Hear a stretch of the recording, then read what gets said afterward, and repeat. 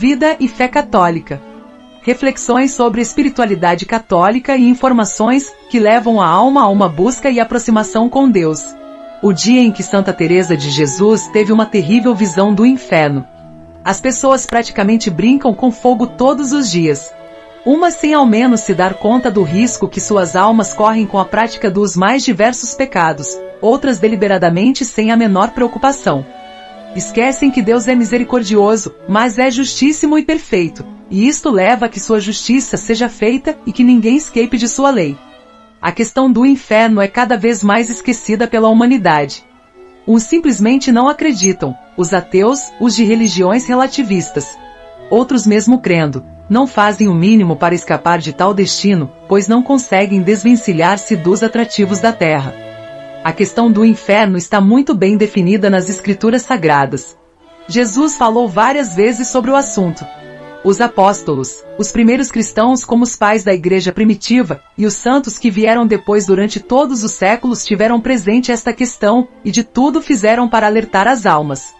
Claro que para o católico praticante e que procura o tempo todo estar em estado de graça, isto é, confessar-se com frequência e evitar todos os pecados e viver em oração, não há grandes preocupações, embora ninguém deva considerar-se salvo, mas sim levar uma vida voltada para Deus e na esperança. Entretanto, há mais pessoas que vivem fora do rebanho de Jesus que dentro. E há um destino inevitável para estas.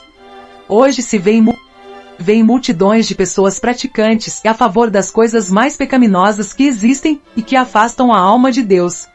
Há os ligados à questão das drogas, do roubo, da prostituição, da mentira, do apego desenfreado às coisas do mundo, do aborto, da ideologia de gênero, das questões LGBT, da gula, da falta de caridade, da vaidade, do adultério, da inveja, da crueldade, das uniões ilícitas e inumeráveis itens que mantêm a alma no inevitável caminho do inferno.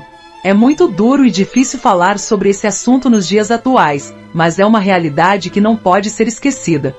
Durante os séculos anteriores, a Igreja sempre alertou os fiéis sobre a presença do demônio neste mundo e as tentações. Os santos fizeram o mesmo. Somente a partir da metade do século XX é que caiu no relaxamento esta questão que é da máxima importância para a salvação da alma. Ou seja, o temor do inferno deve ser uma realidade sempre presente na alma do verdadeiro católico. Muitos santos expressaram-se sobre o tema e muitos deles, inspirados e guiados por Deus, tiveram visões dessa realidade, que hoje as pessoas deslumbradas com o brilho desse mundo, fazem questão de esquecer. Teresa de Ávila, conhecida como Santa Teresa de Jesus, nasceu no dia 28 de março de 1515 em Ávila, Reino de Castela, Espanha, e morreu em 4 de outubro de 1582 em Alba de Tormes. Foi carmelita e grande mística, renovadora e fundadora de conventos de sua ordem. Foi canonizada em 1622 e o Papa Paulo VI a proclamou doutora da Igreja em 1970. Seus livros, que escreveu por ordem de seus confessores, como o Livro da Vida e Castelo Interior, se encontram entre as obras católicas mais lidas de todos os tempos. Em muitas ocasiões, a santa cita em seus escritos a questão do inferno, que na Idade Média era assunto comum entre os cristãos. A santa, depois de longa caminhada na busca de Deus, chegou a ter muitas visões.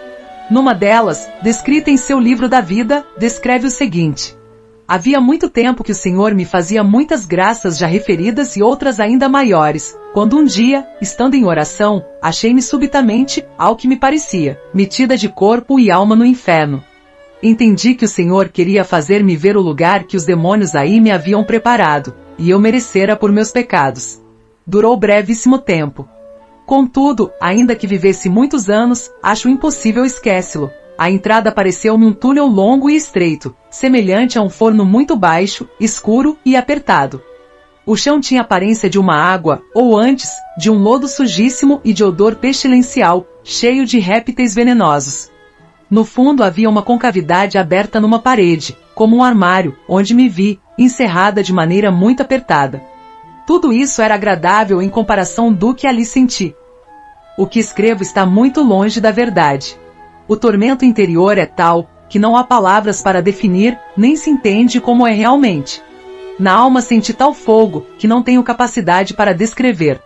No corpo eram incomparáveis as dores. Tenho passado nesta vida dores gravíssimas. No dizer dos médicos, são as maiores que se podem sofrer, como por exemplo, quando se encolheram todos os meus nervos, e fiquei tolhida. Já não falo de outras muitas dores de diversos gêneros, e até algumas causadas pelo demônio. Posso afirmar que tudo foi nada em comparação do que ali experimentei. O pior era saber que seria sem fim, sem jamais cessar.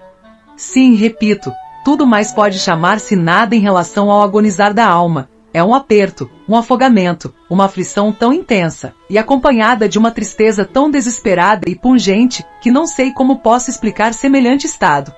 Compará-lo à sensação de que vos estão sempre a arrancar a alma, é pouco. Em tal caso, seria como se alguém nos acabasse com a vida. Aqui é a própria alma que se despedaça.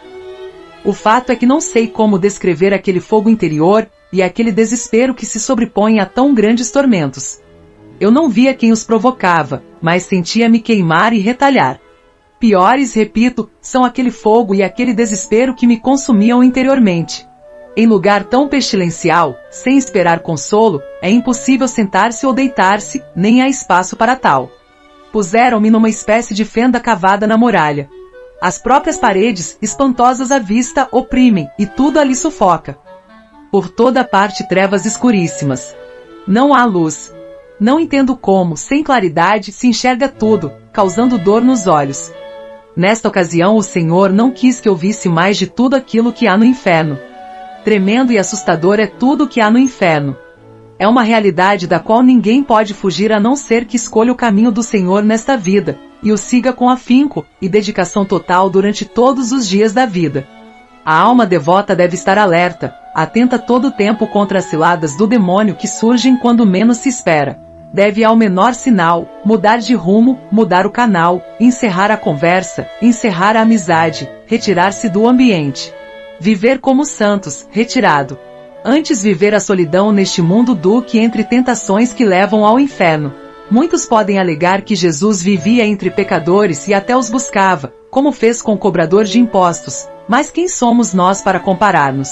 Não temos a força suficiente, então evitar é a melhor opção.